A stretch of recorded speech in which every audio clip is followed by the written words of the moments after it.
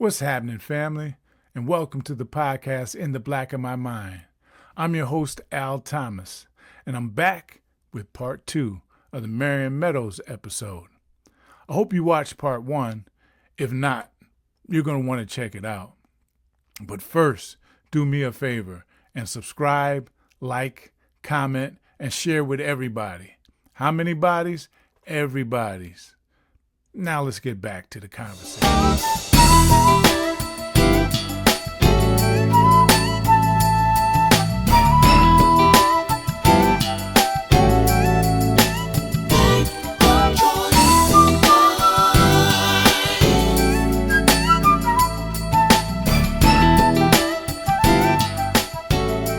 I know you've done a lot of tours. Any memorable moments on any of these tours? Ooh, so I know many. you got stories to tell. So, Yeah, I talked about my most embarrassing moment, uh, what was that? which was a moment leading up to something the grand and ended up being a very grand experience, except for the beginning of it. And that Mm. was that I was going to be working at the Fox Theater in Detroit. Hmm. Sold out. That's 5,000 plus people. Big show had Anita Baker and Gladys Knight and Incognito. It was like so many people. It was Mm. it's Marion Meadows, and I'm the opener for this big show with jazz and R&B. And man, I was, I was ready, bro. Mm. Got dressed, got my shades on, man. And I'm ready, bro. I mean, okay, Marion Meadows, the place sold out. Yeah. Then I come out, they had the big wire there, bro. Oh Like, no. yeah, they did. I tripped. Not only did I trip over the wire, I was doing to try to save it Uh-huh. with the horn.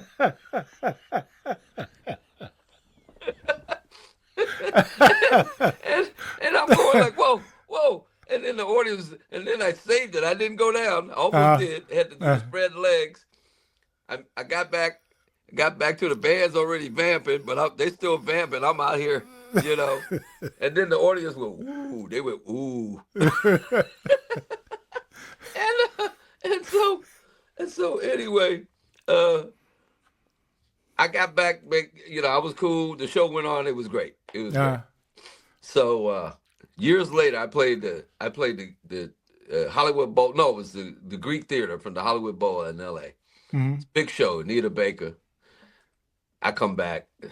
I go past Anita's dressing room, and she's standing there. She goes, Marion. She goes, how's the crowd? And I go, Anita, the crowd's killing tonight. She goes, you didn't trip, did you? Oh, she was there. I said, you knew about that? She goes, everybody knows about that. I said, you Wow. didn't. I said, remember that time Marion Meadows was like, yeah, so. Wow. But as far as touring, there were so many wonderful experiences. A lot of them were with Norman Connors and getting to work with, Gene Carn and um, you got me crying, laughing so hard. Are you the only one? And so, but I just to be able to get my tenure with Norman Connors was amazing Mm. in itself. And since then, just touring, I've just recently, I had the opportunity and the pleasure of being on stage with Candy Dulfer and Bob James Mm. and Marcus Miller Wow. and Wow. just so and Gerald Albright was on stage, and Okay. so it was pretty amazing just to be on stage with people not only that I have looked up to, personal friends, colleagues, and then I looked around and I go, it doesn't really get much better than No, this. no, not at And all. just from the humanity side also, I mean, Mm. as an accomplishment, that absolutely it spoke for itself. But Mm. then what I really take away from it is that, man, what a great group of people who Mm. always lead with their heart and love. That's all I've ever really seen in this business. Sure, there's been, people who've been envious and jealous, but that's just a normal reaction, human reaction. When you Right, right. when you look at somebody actually with admiration, Mm. you can't Mm. help sometimes but be jealous of them, or Mm. envious of them. No, That's not a bad thing, not in a mean competitive. way. It'll just make you go home and do what you got to do. Right, But just right. to be on stage with all those incredible players and human beings, kind of quantified to me that I did pick the right thing to Oh do. yeah, You oh know, yeah, yeah, yeah, and no doubt. on. I mean, just standing next to Phyllis Hyman, and she was this tall woman, and going like, oh my God, Mm, mm, and then of course I went through all these emotions that a lot of the musicians then with Norman and Phyllis and Gene, you get to see the other side of the right, spectrum, the other side behind the right, curtain, so to right. speak. Mm, So yeah, there's certainly the only glamorous part of being a musician is the part where you're on on stage. stage, yeah. Everything else is like you got to lug your bag, you got to pick up your bags at the baggage claim, Mm, you got to make the plane, you got to get on the bus. mm, It's not yeah. easy, Oh yeah, but certainly yeah. rewarding. Man, man, man. Wow. What was Phyllis like? Phyllis was she was a very complicated person. She had a lot Mm, of things going on in her life that I can't speak for her, right, out right. of respect, but I know personally being around her, there were a lot of things going on in her life that she struggled with. As a musician, it was, oh God, as standing next to her while she was singing is Right, right, right. what a big voice she had. First of all, she was a Mm, big woman, mm-hmm, and she just exuded all that power mm, and through her voice and her presentation and the way she was on stage. I mean, I love Phyllis and I love being yeah. around her. Uh, Mm. Gene Carn and I spent even more time than I did with Okay. Phyllis Hyman. Right, right, Most right. people don't know Wow. that Gene Carn speaks fluent Russian. She spent time in Moscow Wow. years No, ago. I would have Yeah, never. so yeah. Wow. Wow. So it's so interesting to be around these artists and these people. Norman Connors came up playing with Pharoah Sanders, which is where I first met him while I was at Berkeley. Believe it Oh, or not, wow. Pharoah Sanders was playing in town, Mm-hmm. and we'd go down to the jazz workshop. There was Paul's Mall and the jazz workshop. Mm-hmm. And so one side would have more like maybe like a Nancy Wilson. The other side would be more you know, like Herbie Hancock or something like that on the other Mm-hmm. side. Mm-hmm. And Pharoah Sanders was playing this particular weekend. And the drummer, we go down like some of us Berkeley guys get our horns, and we go down Sundays because every now and then the club would tell them, look, if some of the Berkeley New England guys come down, if you want to, you can ask them if they want to sit in. Okay. And so me and Sam Jones was just standing a little, we got we're, like 19 years old, and we're like got our horns. And we're sitting there, and Farrell was like, "You want to come up and play?" And we're like, "Yeah." So we take our horns out, and Norman Connors was the drummer. After Mm. the hit, he goes, "Hey man," he goes, "Well, you and I go, I'm Marion Meadows." So we exchanged numbers and stuff, and then some months later, he gave me a call. Oh, wow. He says, "Hey man, I'm doing some stuff here and there." Um, but I was then out of school, and he had already left Farrell and started his career, which I attribute Norman as being very much like in the same genres like the Dexter Wansells and the Quincy Jones. He's pioneered this fusion of R&B and jazz Mm. Mm. early in the game. He would Mm-hmm. have like Buster Williams and Herbie Hancock on his records, and then Oh, he'd wow. have like Phyllis and Mm-hmm. I think who was singing "Betcha Bike" the original. I mean, you. This is your life. That was God. Oh. I think our last name was Mills, something Mills. But Mm. anyway, Mm. uh, Mm. so all these artists were coming up to his camp. Then I meet Glenn Jones, Mm. Angie Bofill. So it was just a great um, place to be and a great time to be at that place during that time. It was really Mm. amazing. Man. Oh, it was who was on there? Michael Michael Henderson Henderson. was Yeah, yeah, was who yeah. wrote and said he wrote "You're My Starship" and he Mm. sang "You're My Starship." Mm-hmm. Eleanor Mills was her name who Oh, sang okay. Okay. "This Is Your Life." This is your life. Yeah, I And so remember. he had done "Betcha by Golly Wild," "This Is Your Life," um, also "Invitation." Now, when he got to the "Invitation" album, he asked me to be a producer Mm. and produce tracks for the "Invitation" album. So myself and and Jock Burbick and Duke Jones wrote a lot of that music.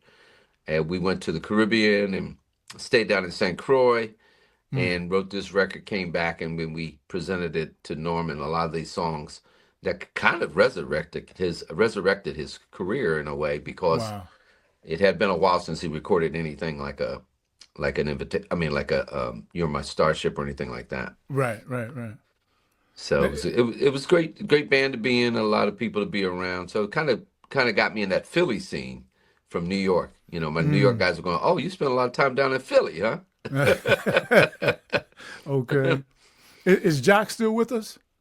Yes, he Okay. lives in D.C. I spoke to him a few months back because they did a behind the music on television for Norman Connors. Oh, So okay. Yeah, yeah, behind the yeah. music, and so they used some of our music for that. So we had a publishing Nice. thing to speak about, Okay. and so it was really cool. It's cool that they took our music and put it on the show and all that. So it was really cool. Yeah, and the fact that you get a check, so. And you get a check. I'm not mad at that No, at can't be all. mad.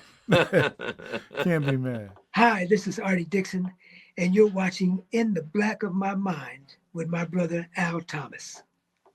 What make a horn are you playing these days? So I started out with Selmer horns. As far as being an exclusive soprano player, I still have my old Selmer Mark VI that my dad bought me back when I was at Ripon. And I Mm. think back then that horn cost about $700. It's such a Wow. vintage horn now. I could probably get as much as 30,000 for it now, easily, Wow. Mm. easily. Mm-hmm. Mm-hmm. And I still have it. It's over there. Okay. And Nice, nice. the but soprano, I went from Selmer's to Cannonball horns out Mm. of Utah. And I Okay. played cannonballs. I probably played cannonball horns for a good part of 10 years. Okay. And I was a Yanagasawa player. I was I'm just getting ready sorry. to say that's what I remember. Yeah, Yanagisawa. I went to Yanagasawa probably after the Selmers, and then I started playing cannonballs, and now I'm back to playing the Yanagasawa again because that's really more my voice, that Yanagasawa sound. Because Mm. I kind of teeter-totter between the kind of a classical sound. I have to have that pure sound and a growly sound. Oh, right, And I was right. getting that with the cannonball, but man, the Yanagasawa really highlights that part of my voice on the soprano that I strive for. And so Okay. now I'm back to the new version of the 9930, which is the solid silver Mm. Mm. soprano by Mm-hmm. Yanaka. Mm-hmm. A funny story about Yanagasawa. Uh, our buddy Jay Metcalf, who does better sax, Mm-hmm. online, Mm-hmm. and his visit to Yamaha factory in Japan was really amazing because starts with the making of the keys and the body of the horn. He's in Japan, and it's just an amazing facility, really small little kind of place in one building. You go to this, and then they put the bell on the horn, and now they assemble the keys, and just Japanese workmanship, amazing. Mm. Then they get to the end, and he goes, "So where are the guys that test the horns?" And the Japanese guy said, "No, nobody. We don't test them. We don't have to test them." And he goes, "You don't have to test them." He goes, "No, that's Mm. how good they are." Yeah. And and Wow. and having known that, because I saw this video after I got my current Yanagasawa, Uh-huh. and then I understand why I put the trust in buying a horn mail order, because it was up at the University of Indiana music store, and it was during pandemic when they couldn't service. I mean, they couldn't. The school couldn't take the instruments. There Right. was no school. He Mm. goes, "Man, I got this 9930, and typically that horn's over $10,000." Mm-hmm. And I said, "Well, what are you going to do with it?" He goes, "Well, okay, I'll sell it." He goes, "But I got to have, he needed 9,000 or whatever." But I cut a deal with him. But I never bought a horn in my life without playing it, ever. Right, right, right, right. A $10,000 horn, I've never even played the thing. Like, send it back now, get another one? He only had one, so I go, all right. He sent it to me, and if I fast forward to this documentary at the Yanagasawa factory, I understand they don't have to test them Right, because right, they right. all play amazing. Wow. And Wow. this out of the box was playing right away. I knew I had to break it in, Mm-hmm. Mm-hmm. but playing wise, it was ready to go out of the box. Wow. I got some well, rapid fire questions I want to ask you. But before I get there, how did you get started in the arts? I mean, because you're doing the graphic design, you're painting, you're doing the photography. How did you get started in all of that? Well, I was always kind of an artist. I Hmm. was pretty good at art. Hmm. And I could draw pretty well. I Okay. would say I was an above average artist. I was certainly not a savant artist by any means. Hmm. I mean, there are other kids that I went to school with who were much. I think they were much more advanced artists at that age than I was. But I understood. I could draw, and I then started doing graphic design. Like I said, I went to school for Photoshop and web design. And as soon as I learned that, I could apply my artistic skills. Hmm. Eventually, just by working with Photoshop, I started to understand how layering works, how the colors, you cross certain colors to get, Hmm. and but my mom reminded me that when I was in junior high school, I started painting, Oh wow. and I did, and Hmm. I kind of forgotten that. She Hmm. goes, "You used to paint. You painted, and that was like you were like around 11 or 12." Hmm. And she goes, "You could actually paint pretty good." And I go, "Well, God, and before my mom passed, and she says, "Well, maybe you should try it again." I didn't have Hmm. anything to do during the pandemic except stay in Hawaii. Hmm. While I was there, that's when I started painting again. Oh wow. It was Okay. only Okay. recently, but along the way, I had definitely been doing online. I could paint on the Wacom tablet, so I already understood brush strokes and colors and layering. So it was not like Hmm. I had to learn all that, Okay. you know. Okay. So I'm working on a current painting right now, Hmm. and so just to learn how to mix all these different colors and stuff was something that I already had in my vocabulary just from doing the online graphics. So when I put the brush to the canvas and I bought some paint brushes. The one thing I learned, you can't buy cheap brushes, Hmm. Okay. can't buy cheap paint, Hmm. and you can't buy cheap canvases because you're going to have a cheap looking Uh. painting. Right. Right. Now, a Right. pro can take the cheap stuff and make it look, but I was not a pro at that time. And Hmm. so I started the process of learning to paint with the right products, with the right, Hmm. paint, Hmm. Hmm. canvases, no different than if I'm playing the horn. The fine art of the fine art Right. Right. is to make sure you have the right tools. Hmm. And then I started to my first paintings were pretty good actually, not bad. Hmm. But to me they were kind of amateurish. So Hmm. I've spent these last few years now just honing that craft. Gotcha. And it's worked out great. It was a fast track for me because I realized that I can do this, Hmm. Hmm. Hmm. and my subject matter is very eclectic and interesting. So now, as a painter, I try to zero in what is it, what style do I like, and then I can't figure that out yet. So I'm all over the place. Like I one hear day you. I'm painting a flower, and then I'm painting some warrior guy. You know what Right. I mean? Right. So, Right. Man, that's something that I've always wanted to do was paint. But when it comes to the fine arts, I'm more autistic than artistic. So it's not a good look, man. All my art classes all through school, man. I got like Mercy C's and you stuff. got the So mercy seat. No, like come I on. feel bad for you, bro. Take this C and go on. Uh, Yeah, but what I do learn, and if I may add this, what I was told by an artist. He was, veteran portrait artist, and I saw his work one day, and he saw some of my work. I had some of it online, and he goes, so for you, the only thing you need to do is you already have it. You get it. He goes, you really get it. He goes, so what I do now, and I've never stopped doing this. It's kind of like being a doctor. You go to med school, you have to learn. It's not like you have to learn the body. You have to learn the whole skeleton. right. You have to learn what every muscle, where it twists, what this means. So when I'm looking at a person, I'm not looking at the person like the arms or the body and stuff. I'm thinking of what the skeleton looks like. Mm, And when a wow. person twists their arm and then there's this curve here, Right, You right. know, when you're painting if you're painting a shirt, then you realize there's a shadow here. Mm-hmm. Those are Mm-hmm. little tricks of art. Wow. Art is all about layering and shadowing. You Mm. could take let me show you let me show you how it would work. You would take a person and outline it, and then you paint this black. But you Mm-hmm. can't paint this black because this is not really black. This is kind of gray. This is Mm. black. Mm-hmm. And so, and then if you move this, that crease becomes that color. If you move it back in, it becomes this color. Oh, right, right, So you right. have to, paint. So if the arm was here and the shirt was bending here, the only thing you're doing outside of painting the first shade is to making this color like a black, and and a highlight, and that's what painting is all about. It's Got it. pretty amazing. Yeah, yeah, It's yeah, a yeah. if you were doing the face would have a light over here, it's a little darker over here, and down by the neck you see a shadow.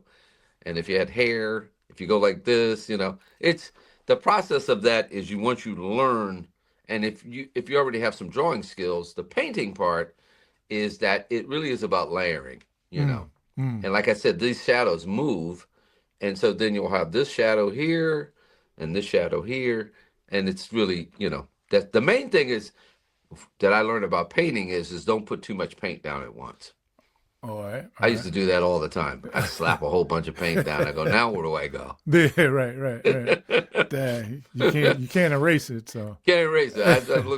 I'm looking for the delete button. Yeah. Go back. The right, go right, back right. button. Can I go back? And see, when you're doing graphic design, you can go back and redo it. Not Mm. there. You got to just. Mm. Mm. Yeah, yeah, yeah. What you? Hi, I'm Robbie Jenkins, and you're watching the In the Black of My Mind podcast with Al Thomas. Who are your musical influences? Oh, Al, I have so many. Mm. But in particular, I'm going to say Grover. But before I knew about a Grover, I was listening to like Sidney Bechet on C medley sax, playing early kind of Dixieland, and he was also a great classical player. Mm. I was a big Benny Goodman and Bernie Bogart. I was a Johnny Hodges fan. These guys Johnny on Hodges. clarinet, Yeah, yeah. and I think of clarinet players because I think of the beauty of the clarinet, and then translates to the saxophone. Mm-hmm. But along the way, I became a big fan of all the greats. Even before I started to really delve into Coltrane, I was listening to like Sonny Stitt, Gene Ammons, Mm. George Coleman. All of Mm-hmm. these guys are influenced by one another. Mm. Mm-hmm. And then you got guys like Dexter Gordon, Dexter you Gordon. know, Yeah. Coleman Hawkins, Ben Webster. Mm-hmm. So these are a lot of the old guys. But for being a tenor player, that would be the source for me at that time for me to. But then I found out that the guy that I sound the most like, which I would say I probably listened to the most, was Stanley Turrentine. I was Mm. on tenor sax. I'm like a Okay. Stanley Mm-hmm. Turrentine Mm-hmm. guy. Mm-hmm. So for me, as I was growing up, I said, well, certainly Stanley Turrentine had a lot of influence on me. But it wasn't just saxophone players. I mean, Freddie Hubbard, and of course Miles, Train, and Mm-hmm. I listened J.J. Johnson. I listened to all Mm. Hubert Laws, Oh, all the that's Laws, yeah, yeah, Ronnie yeah, yeah. Laws, Ronnie. Yeah, yeah, yeah. and then all the CTI records with Freddie Hubbard and George Cables and Herbie Hancock, and then the Modern Jazz Quartet, and then eventually I heard about Bob James. Mm. I was coming home. I used to play. Then when I got out of Berkeley, I was all avant-garde. Man, I didn't play any kind of smooth anything. Really? Oh, no contemporary, nothing. I was all Hmm. avant-garde when I first got out of Berkeley. I was That's really, really. I mean, I played. In other words, so I played like R&B stuff, and mm-hmm. with bands when they want to hire me to do that kind of stuff. But my Uh-huh. choice music was very avant-garde. Wow. Yeah, very avant-garde. Okay, okay. And I played a lot of Ornette Coleman kind of stuff, and I was in a band with Rashid Ali and David Murray and Juma Sultan, and and it was out of Brooklyn. I get off I go to Bed-Stuy, Hoyt Skimmerhorn, get off at, Mm. in Brooklyn. And I was playing at Carnegie, I'm not Carnegie Hall, but A.V. Fisher Hall, Mm-hmm. with my band, the Aboriginal Music Society, coming back to Connecticut. As a matter of fact, I didn't live in Connecticut at the time. I had moved down to White Plains. Oh, okay. And I was going back to White Plains, and Alan Murphy, the drummer, was with me at the time. He lived in Ardsley, and we were taking the train back. And back then there was the late train from Grand Central. You could get on the train that went, I think, about 2 or 3 in the morning, not just the 1 o'clock train. Okay. So Grand Central was completely empty. There was nobody in there Yeah. at that time of night. And Alan said, "Man, take your horn out, bro." He goes, "Look at, there's nobody in Grand Central. Look at this, is gonna sound amazing." And I did. I took the horn. I'm playing. It's like I'm going, "Oh my God, listen to the sound of this thing." This guy's walking through. It's Jay Chataway, who does all the orchestrations for Bob James, and he was working on a Mongo Santa Maria record at the time. Oh, wow. He ended up doing Star Trek, the Next Generation. Okay. He wrote all the music for that. He did a bunch of Chuck Norris movies and stuff. Anyway, this guy was a true orchestrator. Worked for Bob, heard me playing, came up to me. We exchanged numbers, and he goes, "I'm going to have Bob James give you a call." And then about 3 weeks later, I get a call from Bob James Wow. Wow. to come into the studio, and I go, "Okay," but like I said, I'm not playing anything. I mean, I was still doing stuff with Norman and those guys, playing like R&B and recording stuff like that. But that's not what I was playing live, in other words. So when I would do the Norman Connors gig, the Norman Connors gig was very, very jazzy, except for when the vocalist sang. Okay. Other than that, I didn't really play. I didn't do any R&B kind of music. Right. So Bob, I did some recordings, I think with Jacques, a couple little things I sent down to Bob.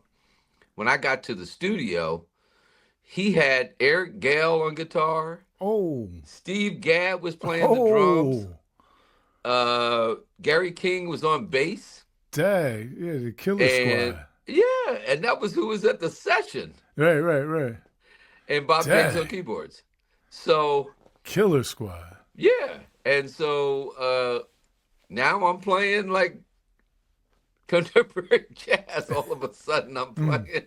And Bob and I, we never put our record out. The Tappan Zee label ended up, going out of business. But at that time, it was like a foray into the contemporary jazz scene, of which, a couple years after that, I ended up getting signed by RCA Records. I didn't end up signing with Bob, but it was a great meeting of a guy who would go on to influence me heavily, because then he hired Grover Washington to replace Hank Crawford in a recording session on the Kudu label. Back in the day, it was Kudu on CTI Kudu, and then he brought in this guy Grover Washington, and like, this cat from Philly, like, who's this cat? And then that was it. That changed my life completely. After I heard Grover and knowing Bob James, I was like, well, this is where I need to be for sure. No, yeah. When Grover came out with Mr. Magic, it was all over then. It was all over. Everybody, every horn player, every musician, had to learn. That was a staple, and you had to learn Mr. Magic. You had to know it. Yeah. To this day, even though it might be a schmaltzy version, like a whatever it is, you got to know it though. Oh, when they call Mr. Magic, you got to know it. Yeah. Otherwise, they go, "Well, no, you're not play. a musician. Not in this generation. You're not." No, you can't play. Yo, I got a question to ask you. I might have to delete this. The song that you played, I don't know if you wrote it, but I know you played on it. And it used to play it at gigs all the time, and I didn't know the name of it, and I was like looking through all kinds of stuff I have an old was it a Sunside album, I think it is, but there's a song it is a da da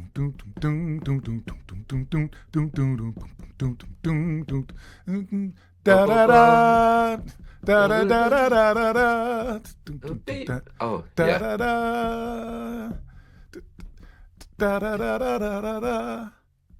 Oh, Da da, da, da. da da da da Oh, da da da da da oh, okay. So da that song was da. actually not written by me.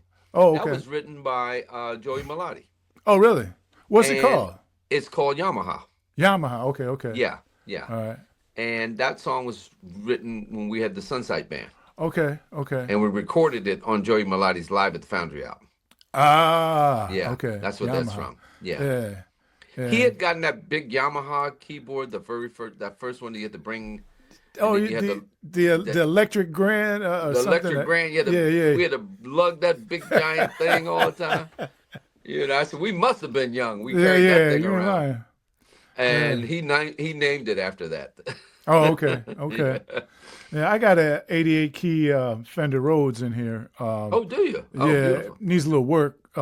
Actually, Ron was supposed to fix it for me.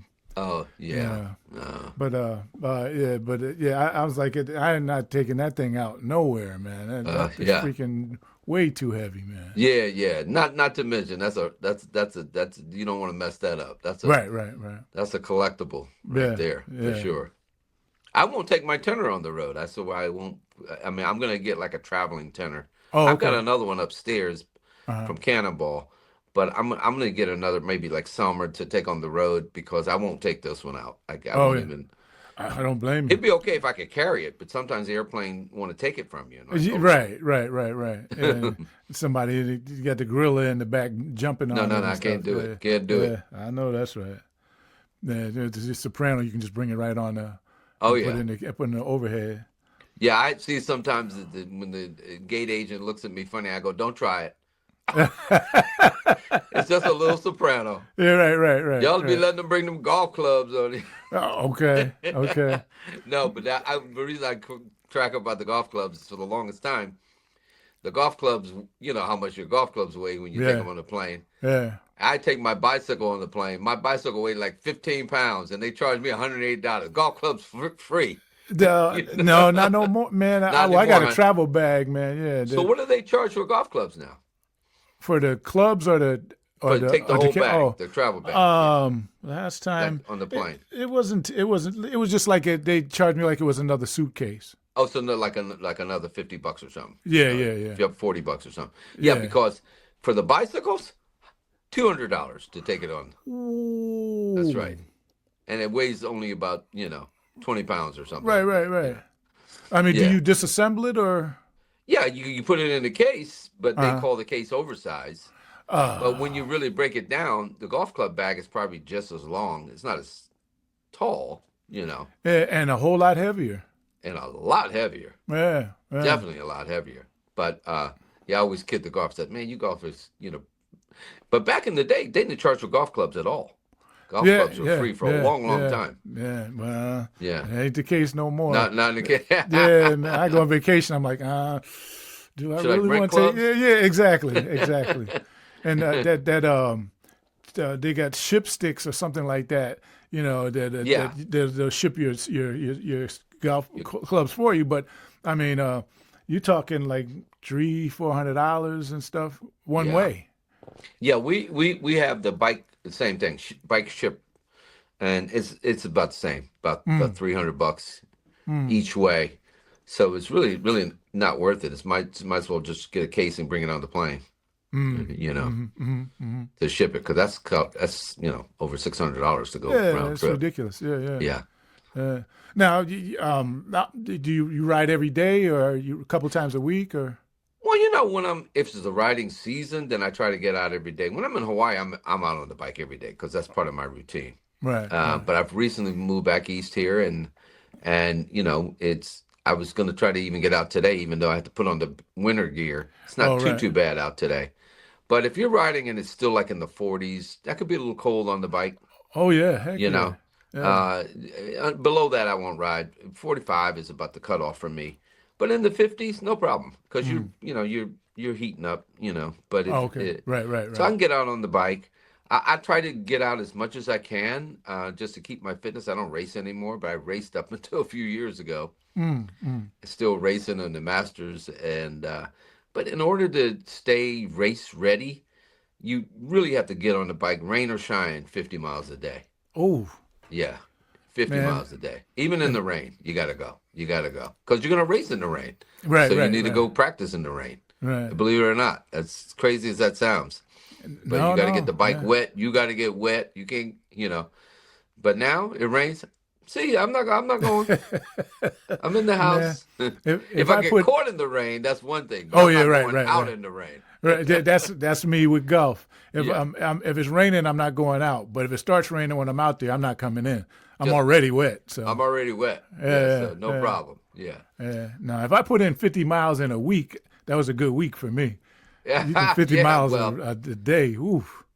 yeah, because I like to take one day off and get in 300 miles a week, Wow. when I was racing. But Right, now right. I'm good with 25, 30, 40 miles. Right. I do a little 10, 20 mile ride just to stretch my legs. Because for me, a 20-mile ride is a warm up See. after racing all these years. And, that's like cheating to me if I only go 20 miles. I'm like, I didn't even break a sweat on that one. Yeah. But good thing about Connecticut is nice and hilly, like in Hawaii. Yeah. In Hawaii, yeah. we got big old mountain, Right. big old crater, Yeah. 10,000 feet up. So I seen some of your video. You coming downhill. I was like, nope, I'm not going that fast downhill. There's no way.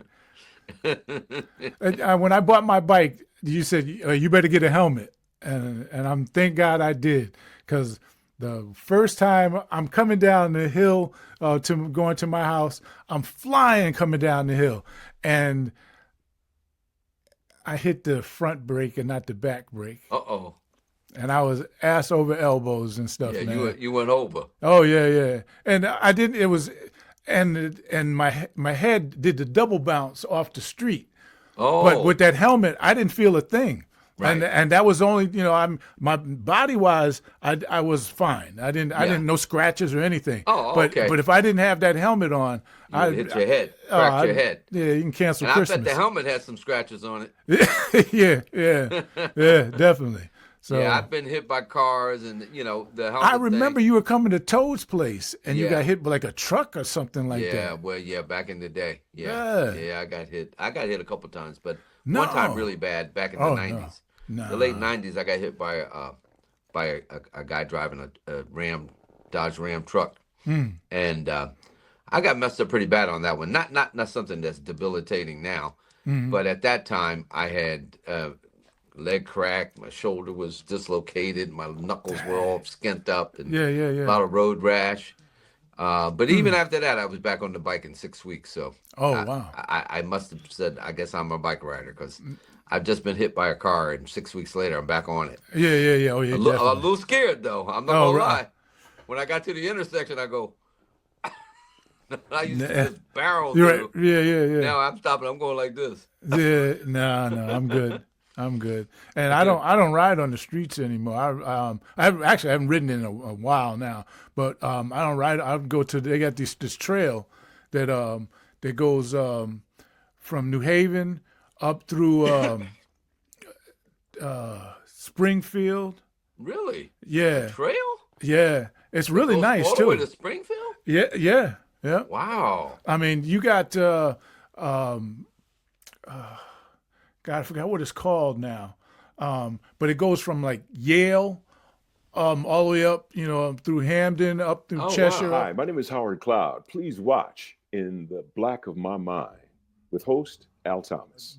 Cut to the those quick hitters that I was talking about. Oh, okay. I know you got stuff to do. You ain't sitting up here with me all day long. It's fun, man. We've been having fun. It's great. I know. I've been enjoying it, man. What are your hobbies? Well, I have quite a few. So my main hobby is cycling, for exercise. Obviously, painting and art. But that's all I got time for anymore. I don't really, you were talking about golfing. I'm a big golf fan. I can tell you all the guys out on the PGA tour because I watch golf. But I just don't have time to play it. That would be my new hobby if I were to pick a new hobby. Oh, I hear. Okay.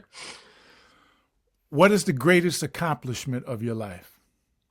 I think probably the greatest accomplishment is that I finally, got my doctorate, in the sense that if my parents were still alive, they would be very proud of me, Mm-hmm.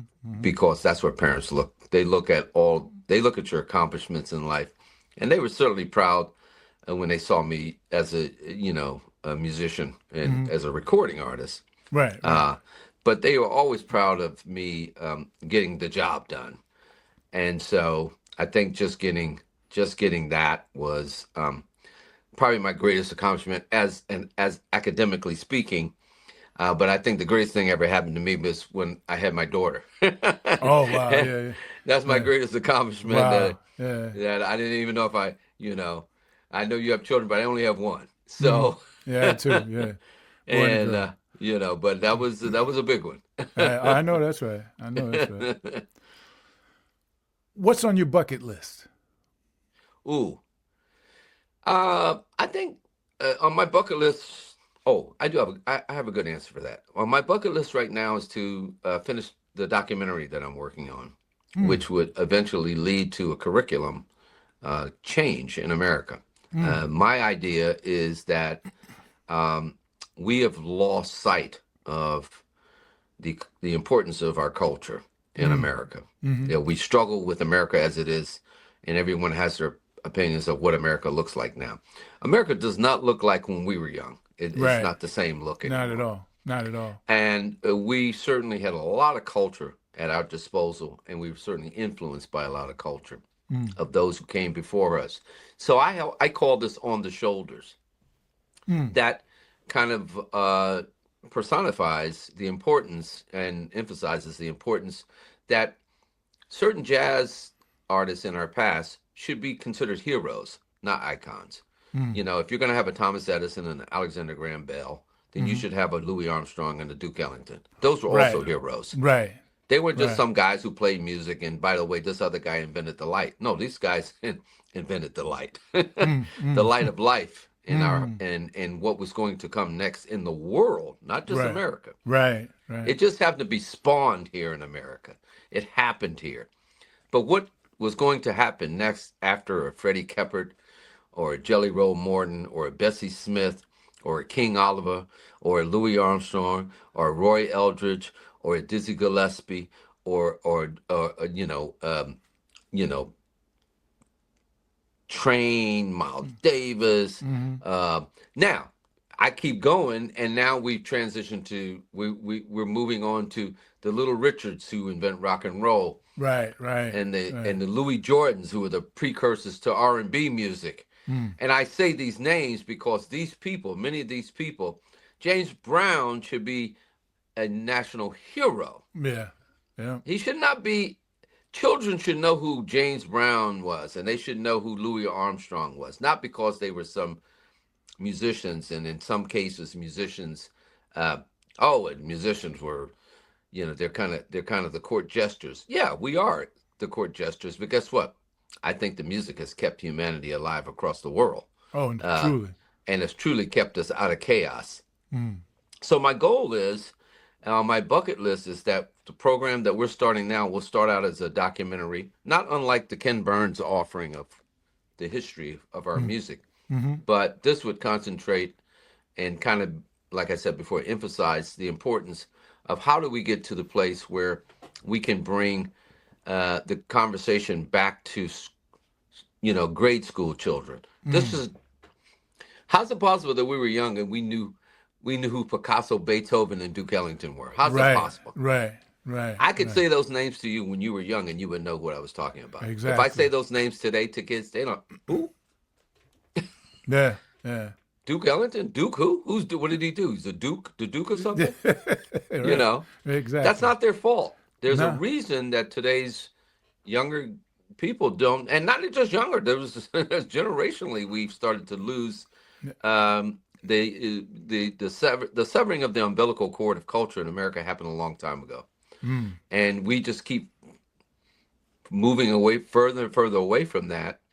And then there are these people who talk about, the critical race kind of thing. No, listen, if you just want to be stupid, just be stupid. Right. But you can't take away what's historically accurate. That's the fact that if there was not black music in America, there would be no music. Well, There wouldn't have been, there would not have been a musical cultural revolution in America. Right. Yes. Did Celtic people contribute? Yes. That's why you have bluegrass. You had the fiddlers who came out of Ireland, and you had people who came from Italy with the accordions, and then you had everything then. And I also include the country music artists, absolutely, because they country music came from the blues. Exactly. It's a product of the blues. So if I'm talking about Johnny Cash or Patsy Cline or Willie Nelson, absolutely. They're Charlie American Pride. musicians and also heroes of the American Cultural Revolution. Heroes. So my idea for On the Shoulders is based on, now we have a history book of American cultural heroes that kids get to read when they're in grade school, just like you learned about Thomas Edison. Right. The same day you learn about Thomas Edison, you can learn about Louis Armstrong. Right. But, when they teach about Thomas Edison, they need to teach about Lewis Latimer. Louis Latimer, Yeah. Absolutely. Yeah. All of our inventors, Yeah. and Carter too, all those people, know. Yeah. So absolutely. I say that only because then maybe they would go back and identify, like the guy who helped, with the filament for Thomas Edison. Absolutely. Yeah. So, I mean, that's a whole nother conversation. Right. Because America has always been in denial of the black experience. And I hate to say it, but I mean, it was so unnecessary to be in denial of the black experience and contributions. I don't know why white America did that. And I'm not putting all of white America into that, but certain people throughout history decided that it was important to not take into account the contributions that everyone made. If you were black or Chinese, they helped build the railroad. Why not have just included everybody in the conversation? Exactly. And you could have had the country that you wanted to be. Right. If you wanted to be the America that you said this Constitution and the preamble and the Declaration of Independence, if you wanted to be that country, then all you had to do was be inclusive of all those who made contributions. Of everybody. Yeah. Instead of coming around and I got a big stick and you're not allowed in here. Right. I like your music, but you got to go through the back door. Yeah, exactly. It's like, okay, I'll go through the back door, but why? Exactly. Does that make you feel better that I got to go through the back door? Now you're going to watch me play? That makes no sense.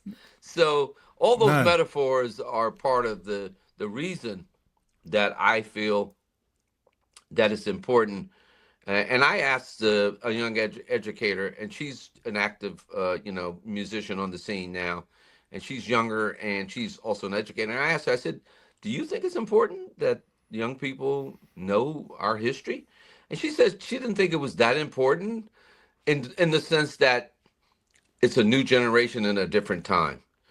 And I said, okay, I don't agree with that, but that was her opinion. It was interesting to hear a younger person say that they're not really particularly think it's that important to know who Jelly Roll Morton was or Sidney Bechet. So perhaps she's right in her theory of it, but I feel as though that if that would be like saying you say, well, who were the inventors who invented these things? And the people go, I don't really know who.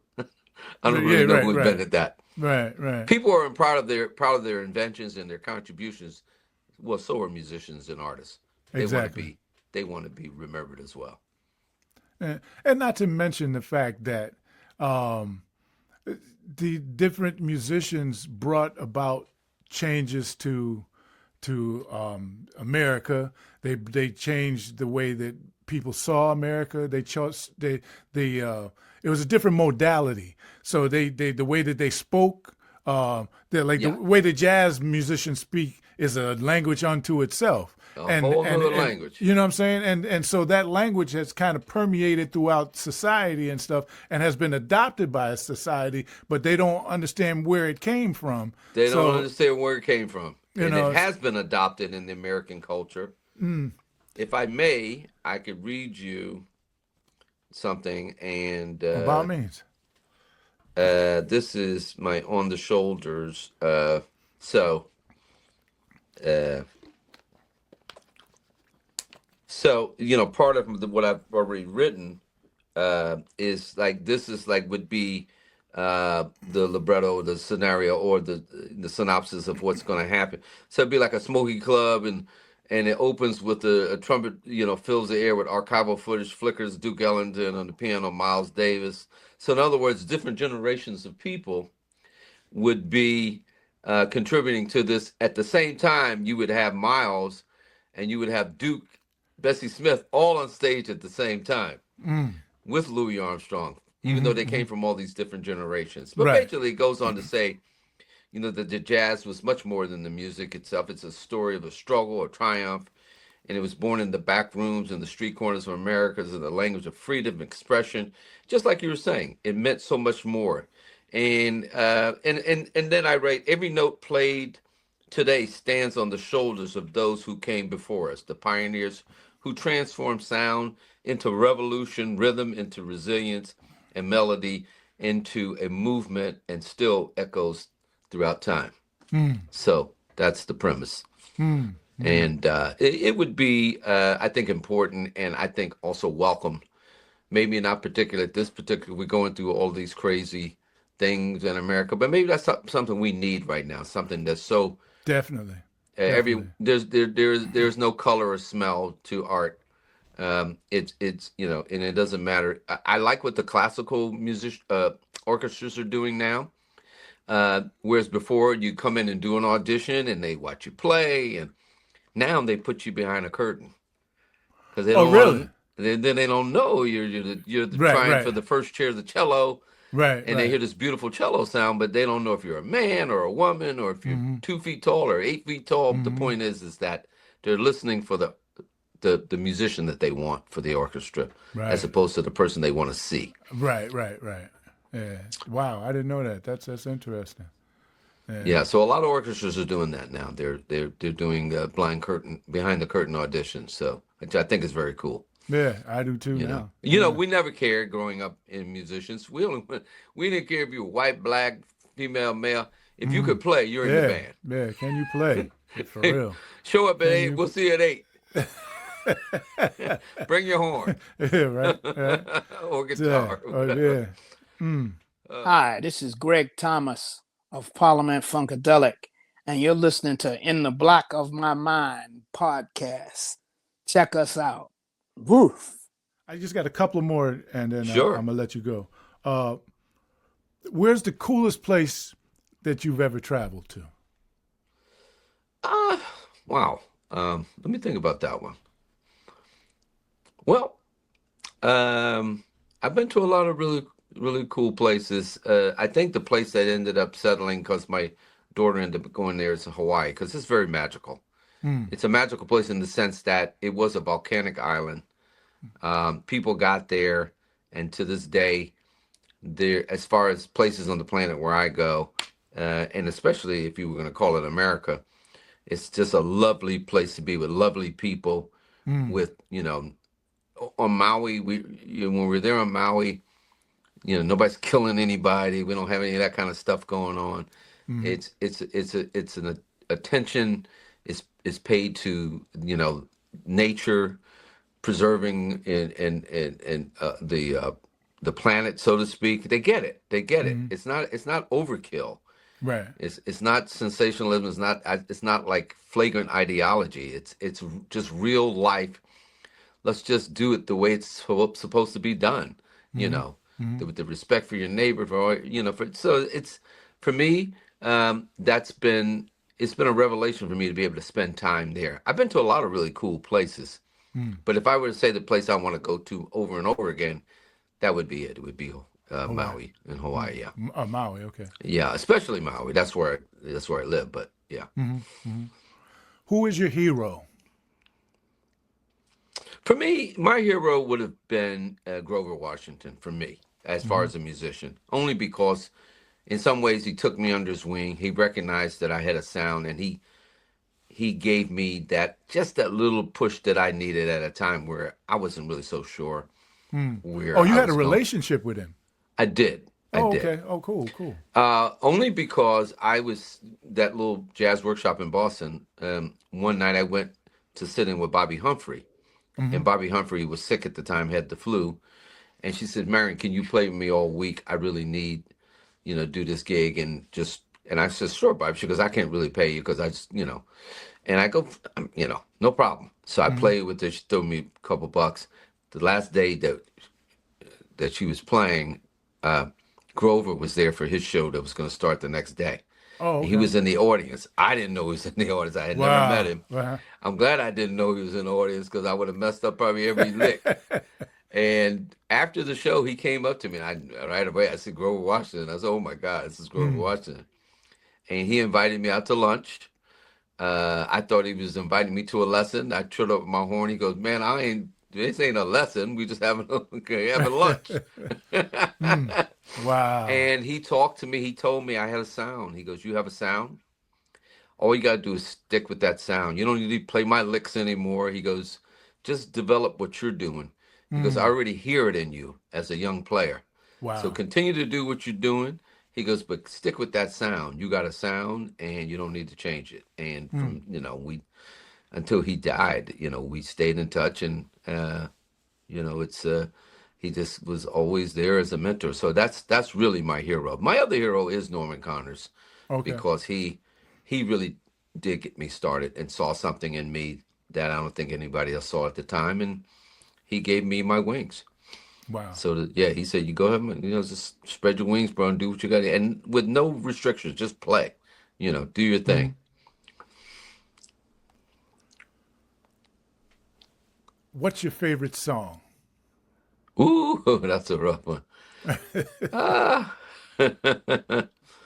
And not something that you wrote, somebody else. No, it's your favorite. Oh, my Because favorite song is "What's Going On." oh wow. That's my favorite song.